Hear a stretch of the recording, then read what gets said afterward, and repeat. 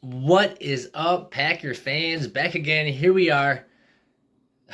Aaron Rodgers still has not been traded yet. This Packers Jets negotiation has been taking forever. We kind of thought once Rodgers came out with what his plan was, that a trade would happen pretty swiftly. Obviously, it's imminent at this point, but when will it be? And what will the compensation be? Those are the questions still.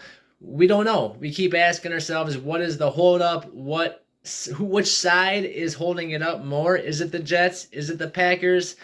What is the holdup in general? Is it the compensation? Is it the player? Is it the draft picks? Does Rodgers want to bring some guys with them? What is the situation that is going on that is holding up this process? Obviously, all these teams, well, the Jets and the Packers, are trying to get situated with the draft along with the rest of the league. And with the draft coming up, obviously there's a lot of bits and pieces that you want to figure out. You want to know what draft picks are you going to actually have, and you're going to want to know what players that you have or don't have or are looking for or looking at. Free agents, I know the Jets, Rodgers, said he wanted a few more guys to go to New York with him.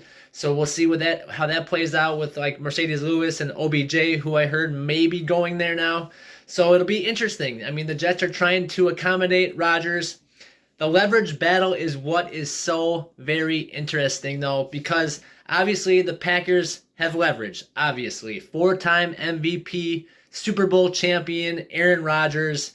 His touchdown to interception ratio almost 5-1.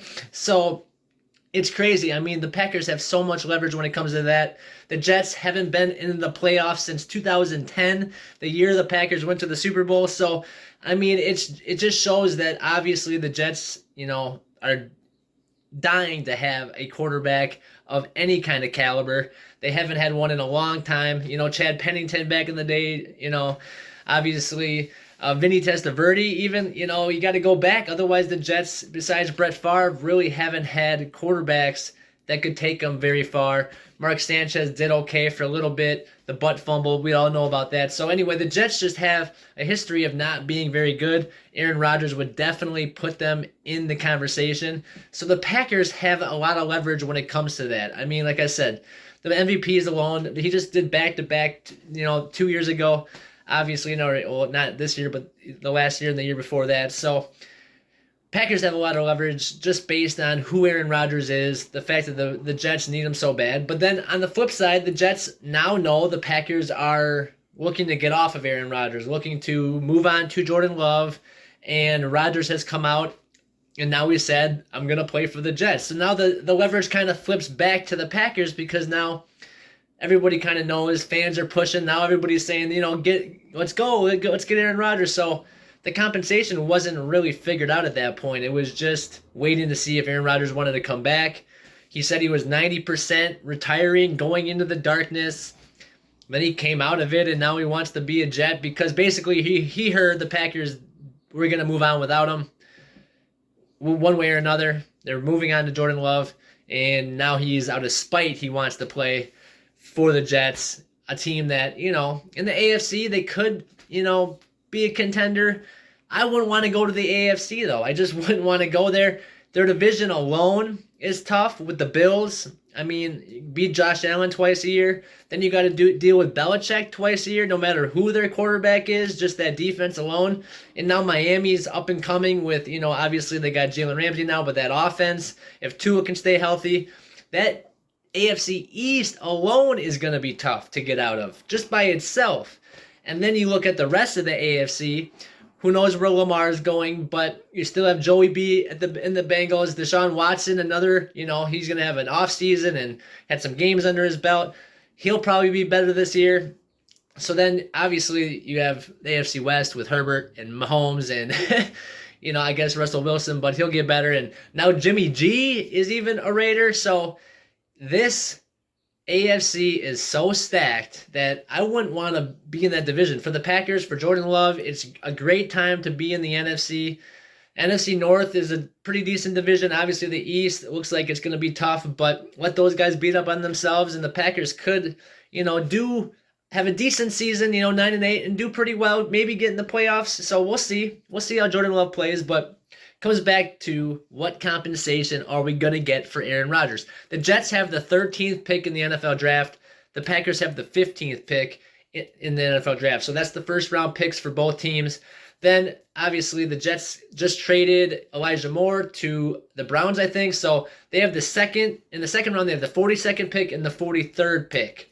So for them, they have some capital to give us, in the next year's draft picks, or maybe a conditional draft pick that could turn into a first based on, how much Aaron Rodgers plays, or, all this, if he plays a second season, little factors like that. I thought maybe they'd do a pick swap where they'd swap the 13th and the 15th. We'd get the 13th, they'd get the 15th, and then we'd get their seconds or something. Maybe that's kind of something they're working out. I thought maybe Elijah Moore would have been part of the package deal. Maybe Corey Davis part of the package deal. Maybe we're sending Bakhtiari with Rodgers to the Jets because they do need offensive line help as well in New York. I know Bakhtiari kind of took a roster restructuring, or a contract restructuring. So it'll be interesting to see what is all holding up this trade situation. And obviously, as we get closer and closer to the NFL draft, time's ticking for sure. And other teams are going to want to know what's going on. Other teams are going to want to know where other teams are drafting. Like in the AFC, they're going to want to know where the Jets are drafting. And where in the NFC, teams are going to want to know where the Packers are drafting.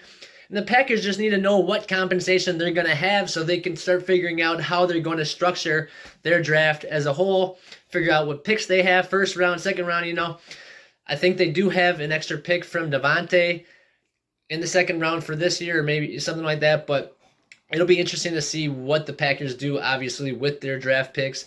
I'm really interested to see what the Jets do decide to give us. Let me just look here quick. Sorry, guys. Should have had this up before.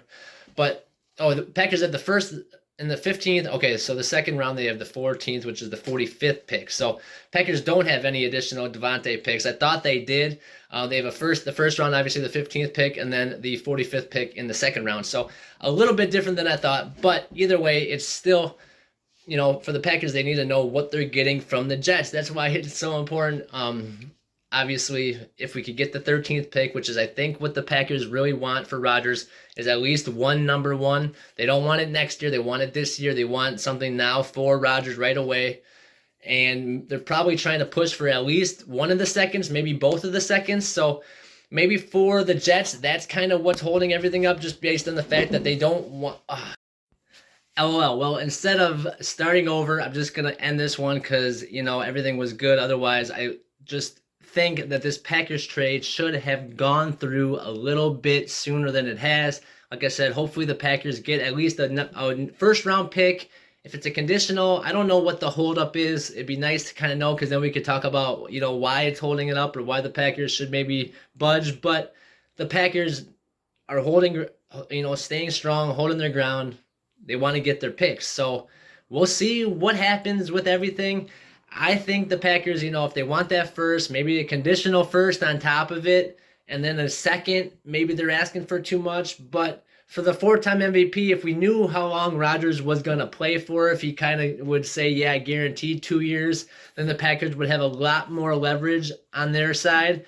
But with Rodgers' iffiness, that's part of the Jets' leverage. Like, yeah, your guy's kind of shaky. He's down in South America doing ayahuasca. We don't know if he's going to come back and play football. So that's, something that the Jets can say, but I still think the Packers, he's still under contract with Green Bay. We know it's a $60 million contract, so that's something that the Jets can say, yeah, it's a lot of contract, but we just say, well, he's a lot of player, so it goes back and forth, and it'll be interesting to see what comes of it at the end.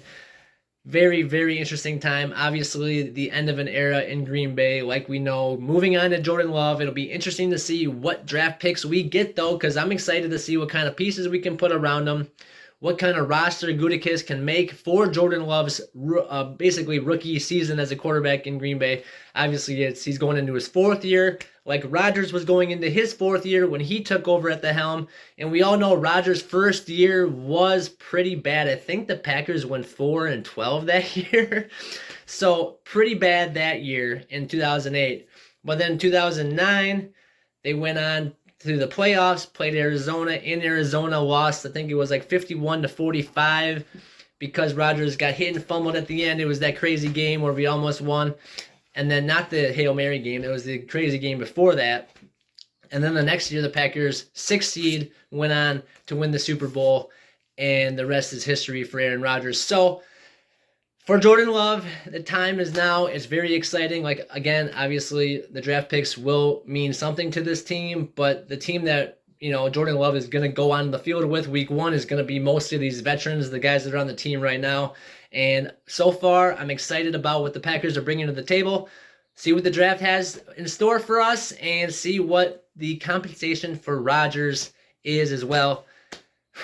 What a time in Green Bay, It really is the end of an era. It's kind of sad to see him go, but it's also kind of a relief. And on to the next guy. And, we had 30 years with 2 quarterbacks. Basically, my whole adult life, I was 5 when Brett Favre took over, and I've had him and Rodgers pretty much since. So I've been so lucky as a Packer fan to have those 2 guys as my quarterback, and that's so awesome. We really do appreciate what Rodgers has done for the organization, for Packer fans. Cheering for green and gold has been so much better and cooler because the Packers are winning, beating the Bears every year. I live in Milwaukee, so Chicago fans are aplenty, and it is definitely bragging rights and very exciting. So thank you guys again for watching. Don't forget to like this video and subscribe to the channel. See you guys next time. Hopefully we hear something soon. Peace out.